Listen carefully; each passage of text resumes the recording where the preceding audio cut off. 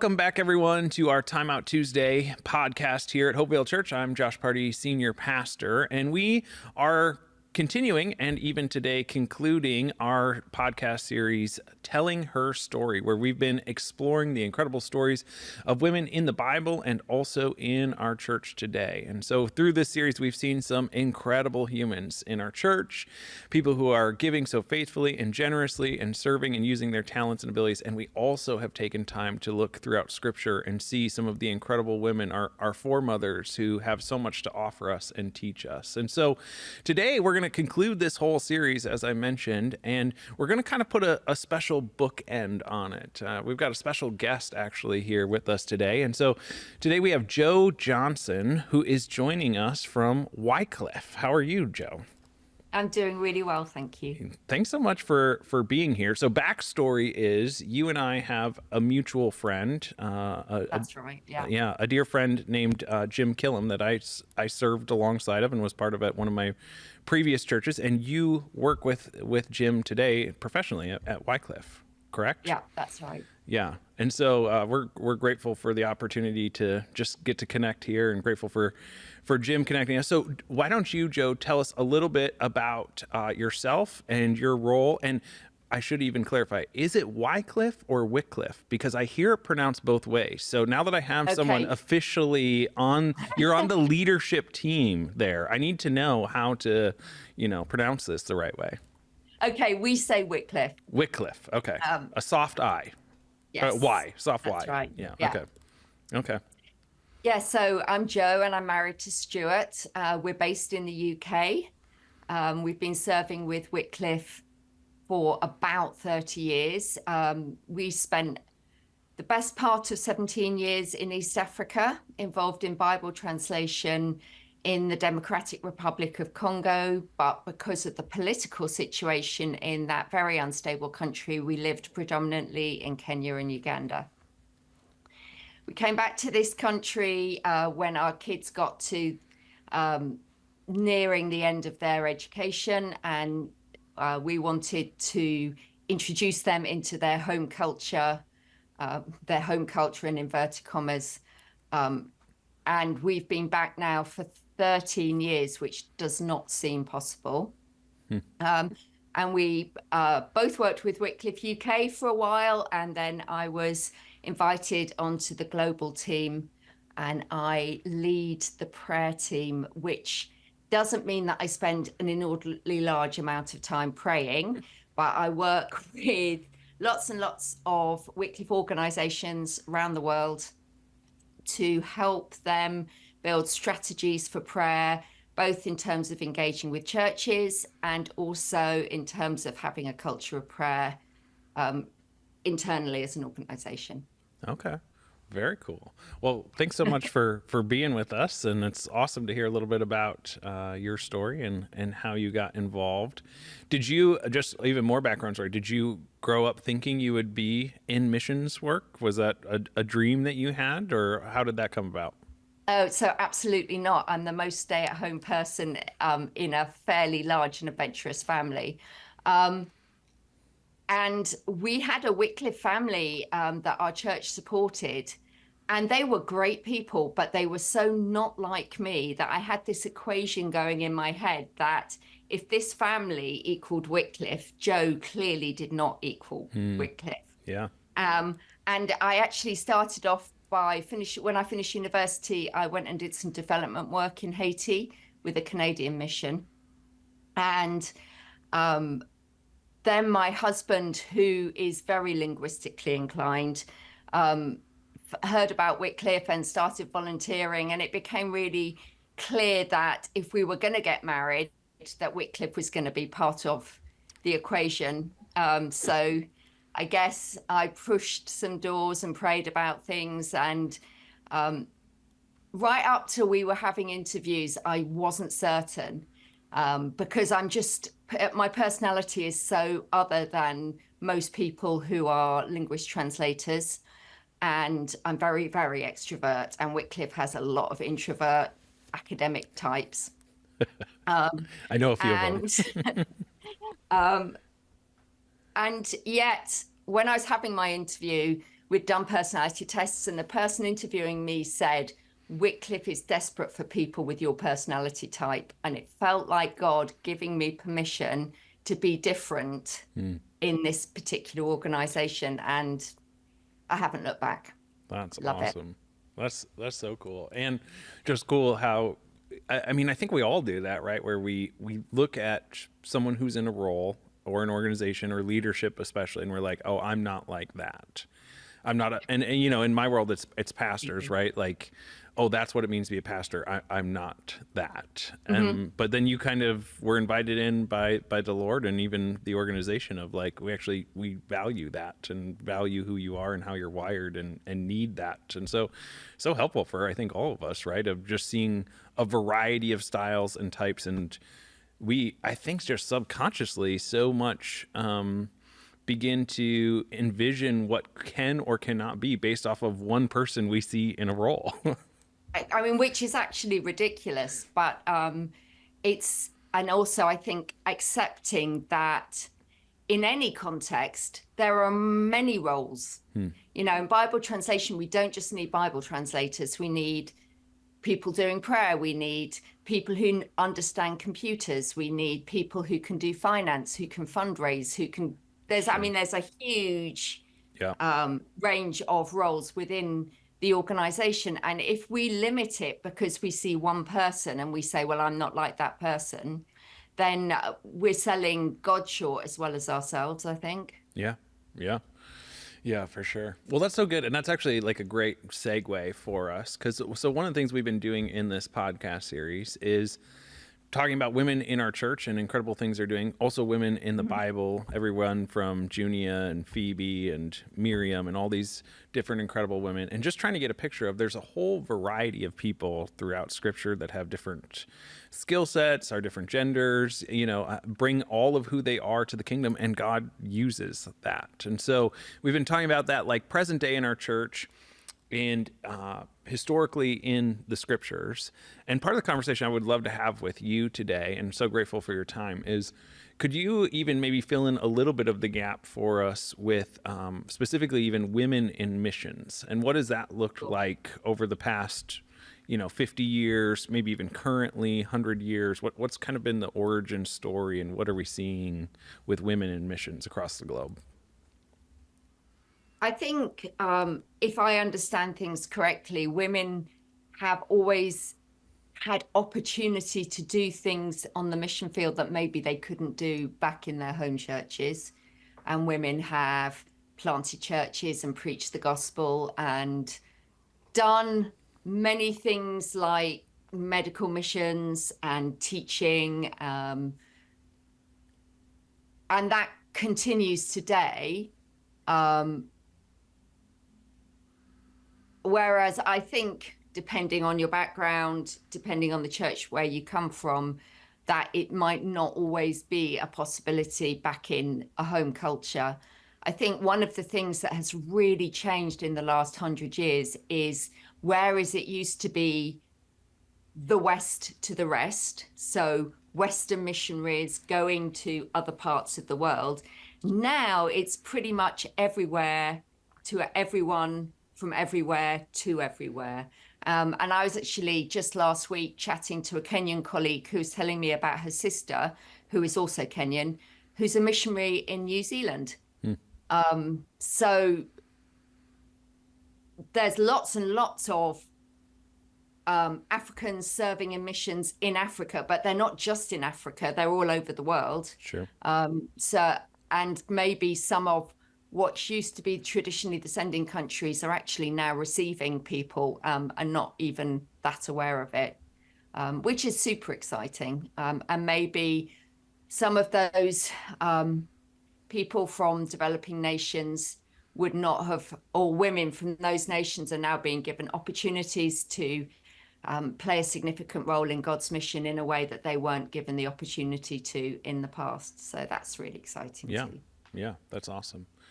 What I heard you saying is, throughout missions and even currently, women are doing all sorts of different things, Oh from yeah, for medical sure. field to helping in the churches to leading probably Bible studies, and like all a whole variety of things.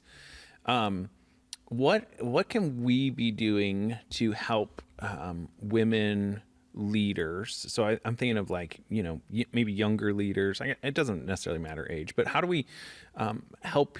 Let me put it this way: how do we help women who are given the gift of leadership continue to grow and cultivate all the things that God has had them? And maybe I might even just kind of personalize it for you a little bit. Like, maybe you could tell us a Hmm. little bit about your story. So you've been with Cliff for quite a while, and you are on the leadership team. So what has been your journey, and maybe things that you had to overcome just internally or externally? What's been helpful? Yeah, Have there been voices? Like, how can we continue to make progress in helping, in this case, the what we're talking about is helping women become all that God has created them to be?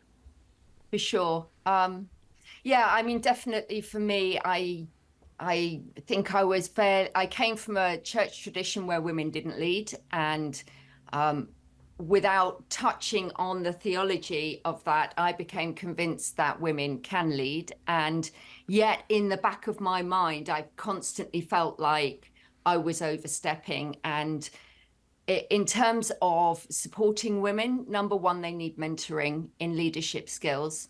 And until there are many more women leading, we need to find godly ways of men mentoring women to in those leadership areas. And I think I was really blessed by having men both in my church and in my professional context appropriately encouraging my leadership skills, answering my questions, encouraging me to take chances and make mistakes and do all the things that you have to do to grow in your leadership.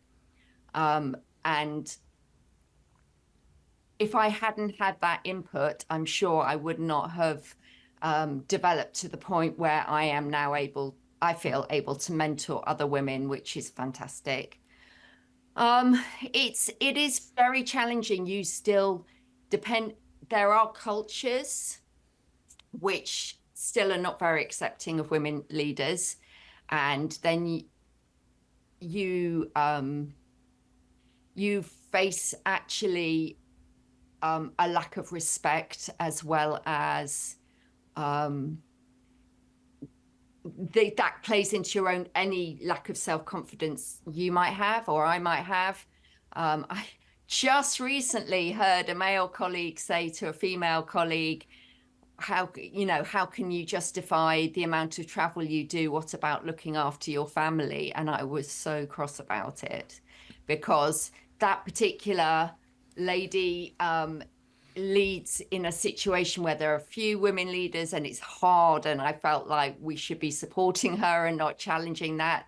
She has the full support of her husband. And I think those kind of questions maybe are asked innocently, but actually, you would never ask a male colleague how Yeah. he justifies being away from his family for that long, or you would rarely do that. Yeah, I And was I I was think just gonna say that. Like, I know, and I've had that conversation with many of my female friends, where they bump up against that very comment of even just not even traveling, but just being in a job, right, and yeah. having uh, responsibilities in the evening that their job requires, or whatever it may be, and Hmm. that's their constant, and it's so eye opening, and I do think you're onto something of.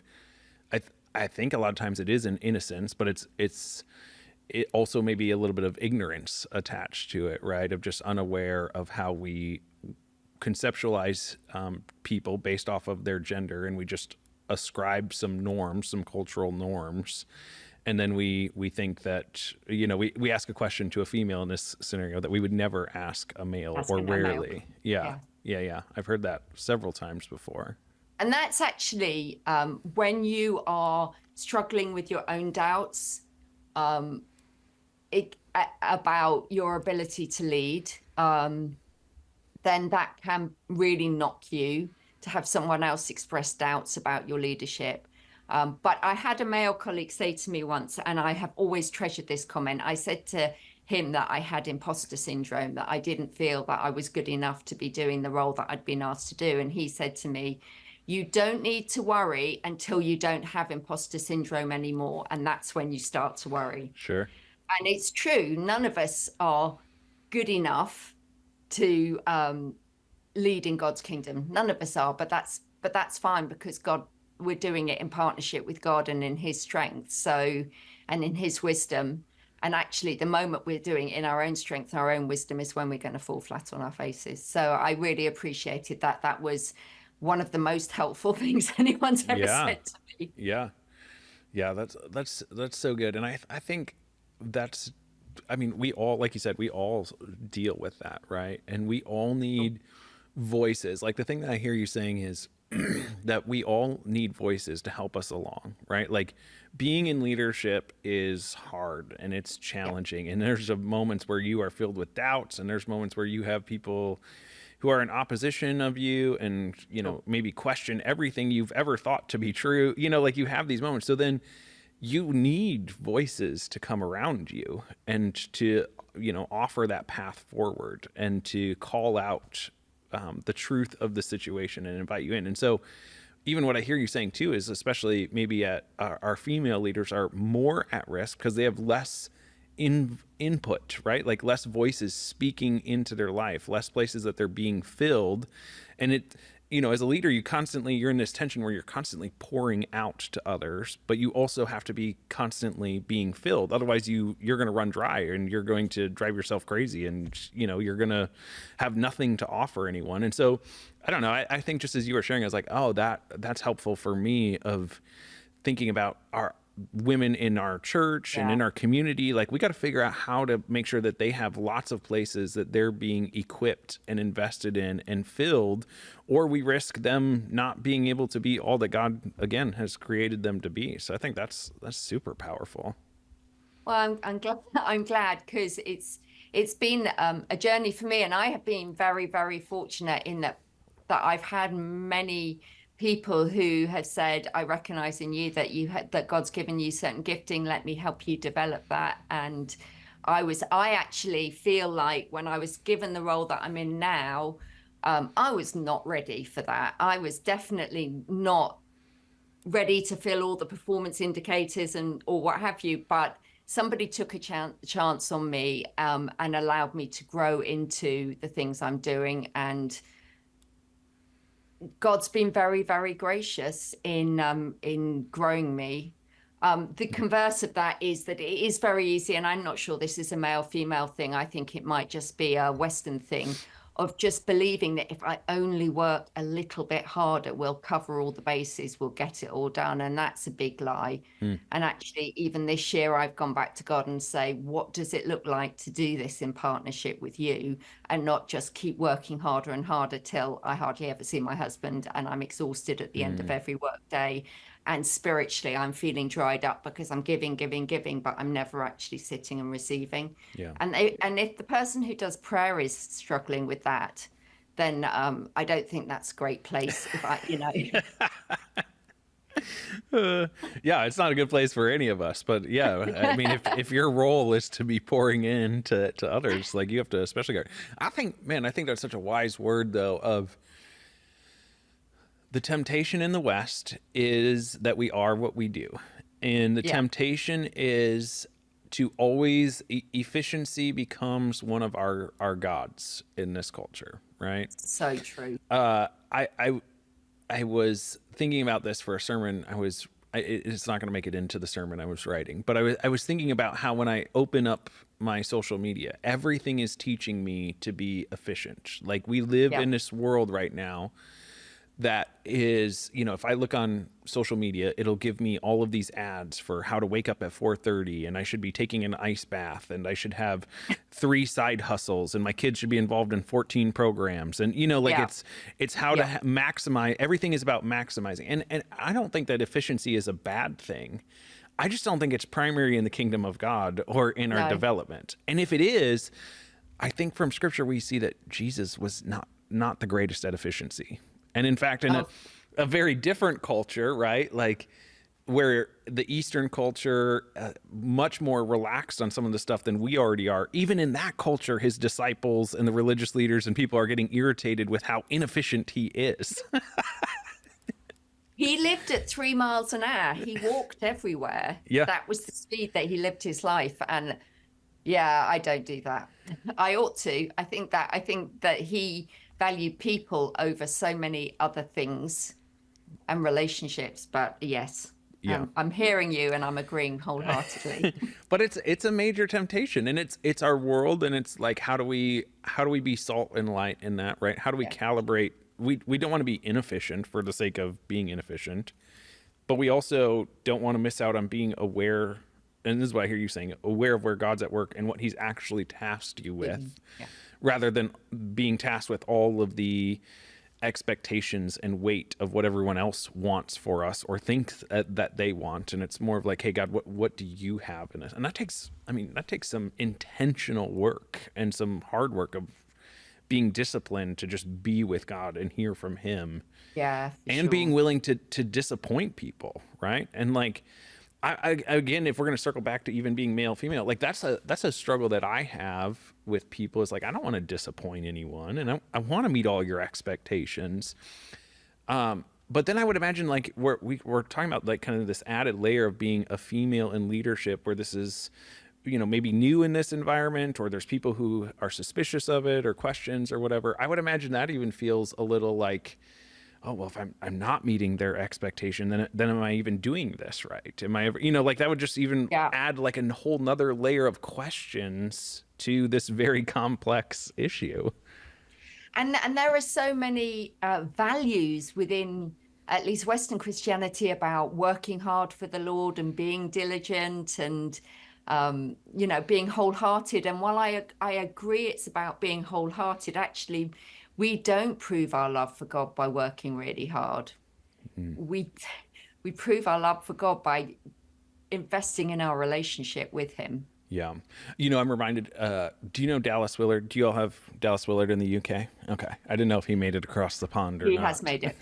Good. He's a good one. Of all of us, he's the one you want to hold on to. But he talks about the idea of, in the end, it's not God's primary thing that he gets out of you isn't all the things you accomplish, but it's who you become. Like that's the primary thing that he's after, is this becoming more and more like Christ. Jesus. Yeah. And I think that's beautiful. But well, okay, this is fascinating. We could continue to go down this conversation path, which I would love to do, but I do want to pull us back a little bit, and let's talk a little bit about when we think about women in missions today and across the globe. One of the things that you said that stood out to me too, that as a male and as a male in leadership, that I have to be intentional about, is inviting women into, spaces where they can be invested in. Right. And I think that happens again, just so unintentionally. But like, there's all of these spaces as a pastor specifically, right, that I just naturally get invited into, it's never thought twice about. Yeah. But then if you were to give me advice or anyone else advice, how do we go about bringing along females in their leadership into those spaces so that they too have the opportunities to sharpen their skills and to consider things and be welcome into conversations that they might otherwise be excluded from? I guess anything that you would do, I mean, as leaders in any context, I think we're always looking at who is going to be the next tier of leadership, who has that sort of gifting, and then how can I bring those people on? And I think you can bring those people on, whether they're male or female, in exactly the same way, by doing leadership training, by just getting alongside people and saying, I recognize this in you. Do you recognize it in yourself? What are you doing? It's asking the questions. What are you doing to develop your gifting? What are you passionate about? What do you feel God is asking you to do? And then just having that conversation. And I think also being really open to let people ask you questions. So one of the most helpful conversations was when I was brand new in the role I'm in now, and I managed to sit next to the then executive director on a bus as we were going from a place we'd had a meeting to an airport, and it was a 3 or 4 hour bus ride. And I had so many questions about how he managed the travel that we all do, and how he kept spiritually sharp, and what family relationship. I mean, he did way more travel than I ever have, but how do you keep that connection with your family when you're away for chunks of time? And he just let me grill him, and he shared the practices he put in place and the wisdom he had with me. We were on a bus. It was not a private conversation. There we had other colleagues around me, but he let me grill him because I wanted to learn. And so it's encouraging curiosity and kind of making a culture where learning and growing is something that we're all doing. It's not something we have already attained. Yeah. That's what really, really helped me. Yeah. And my immediate line manager always makes himself, he's a man, and he makes himself very available to me. And I wouldn't ring him in the middle of the night, but we are living in the same time zone, which is useful. And in a work day, I can pretty much ring him at any time, and we'll have about something I'm facing and I don't know how to handle it, and we'll bounce ideas about. And I think that's really important. It's not about if you're good enough to do the role, you'll know how to do it. It's about assuming you don't know and creating a safety net for you to investigate, maybe fail sometimes, having a culture where failure is okay, as long as we learn from it and grow. All those things have been tremendously important to me. Yeah. So, I mean, that just makes so much sense. Like, the thing that I hear you saying is there's this piece of just accessibility that Yes. that maybe is that we just, again, unintentionally are unaware of, that females aren't getting the same access all the time that other men are, even if they have the same skill set and talents and abilities, or even more so, right? And I think about that in the context of discipleship too, right? Like, the thing that the disciples had with Jesus was access to him, right? Like, Exactly. like, that's where the transformation happened in their life compared to the crowds. Or, he had kind of like his inner three, and then the 12, and then the 72, and then, the 500, and like, it just kind of expanded from there. But it was like having proximity and access to Jesus is what changes. And that's my experience in every discipleship relationship, right? Like, the people that I see the most transformation and fruit from are the ones generally who get the most access to me, right? Like, that we're actually walking hand in hand. And because so much of life isn't a textbook, right? Like, I mean, I went to school and grad school and did all the things, and you learn a lot in your textbooks. Like, that's important work. I'm not downplaying it, but you get into life and you get into leadership, and you learn, especially in leadership, like, there's actually no textbook for how to deal with said situation. For sure. You're just trying to navigate your way through and learn on things that you've learned in history, but you need, like, space to process, and you need access to other voices and different perspectives. And so if we don't have that available to everyone in our church, we're really doing a disservice, I think, to the kingdom, and not equipping everyone, again, to the fullness of who God has created them to be. I think that's so important. Just as for example, this summer I had an HR issue. It wasn't a bad HR issue, but it was a complex one.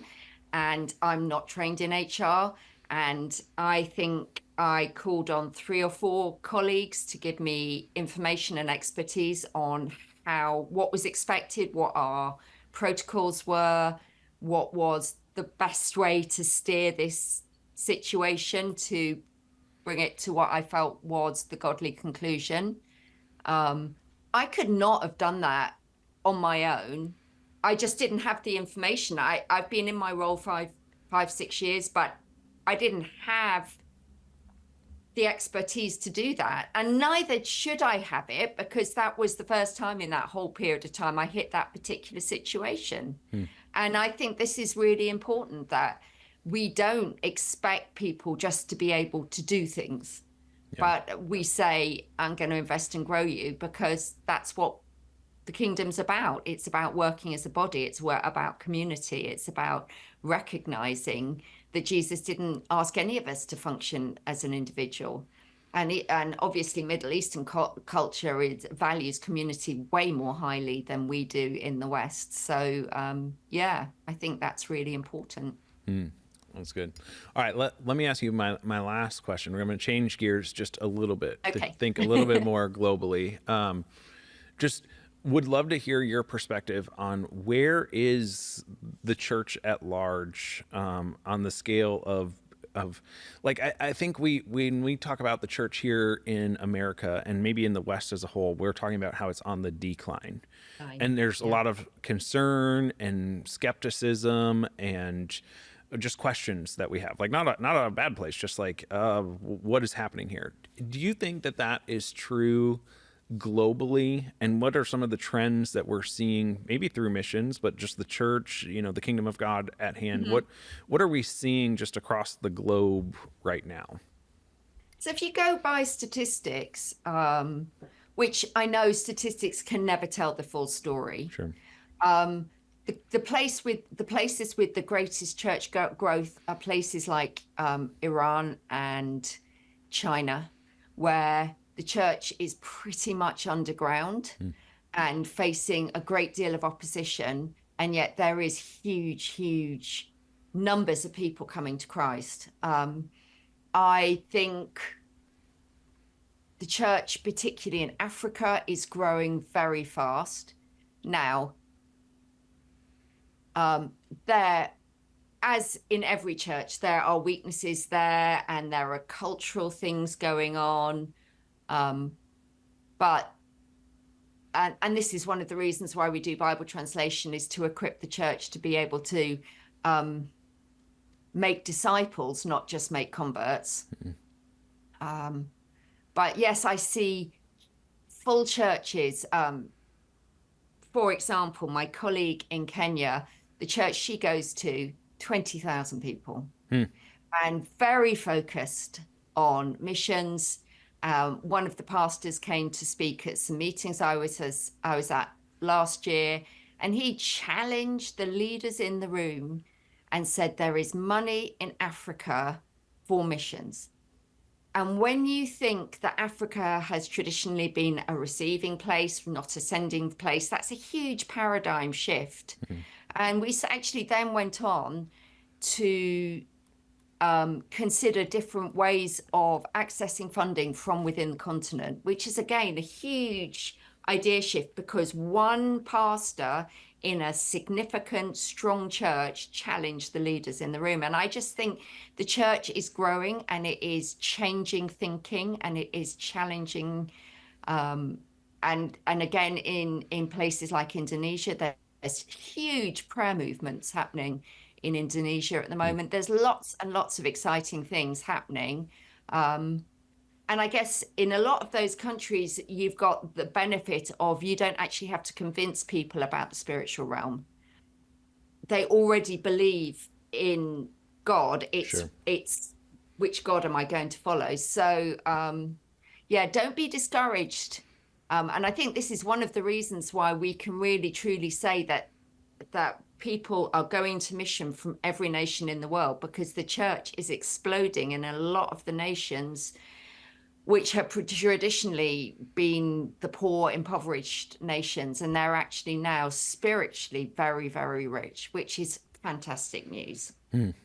Yeah, that's awesome. I mean, that's similar to all of my friends who are on the mission field and kind of are in similar roles to you, right? Of like, there is this sense in America where the church and attendance and all this stuff is on the decline, but actually we're seeing the kingdom advance in incredible ways in others. And I think like there's a sense of hope of, for us today, we're just called to be faithful, right? And the results are in God's hands. And when the church comes up against opposition or moments of persecution or whatever, all throughout history, it's usually the moments the church shines the brightest, actually. Absolutely. And so we don't have anything to fear. I don't think we know how the story ends one way or another. Our job is just to be faithful. So, well, thanks so much, Joe, for your time and for being here with us and coming in over across the computer screen from the UK over there. If you're ever in Saginaw, Michigan, in the Great Lakes region,